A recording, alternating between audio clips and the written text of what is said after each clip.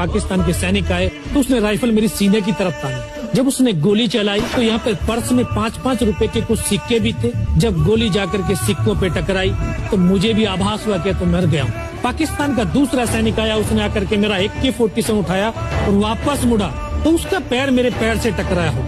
तब मुझे लगा कि यार मैं तो जिंदा हूँ। तब मेरे पास एक हैंड ग्रेनेड था, मैंने उसको पिन निकाली और उसके ऊपर ऐसे फेंका तो कोट के अंदर हुड लगे हुए, हुड के अंदर वो गिरा जी। उसने तुरंत पीछे की तरफ मुड़ के देखा, पीछे तो कोई मूवमेंट था नहीं। तो जब तक वो ग्रेनेड को निकाल पाता ग्रेनेड फट गया। यहाँ से उसका पूरा सर उड़ा और वो हमारे ऊपर आकर के गिरा। तो पाकिस्तान के दूसरे सैनिक तो उनमें खलबली मची कि इनमें से कोई जिंदा है, कुछ बोले जिंदा नहीं, नीचे से रिइंफोर्समेंट आ गई।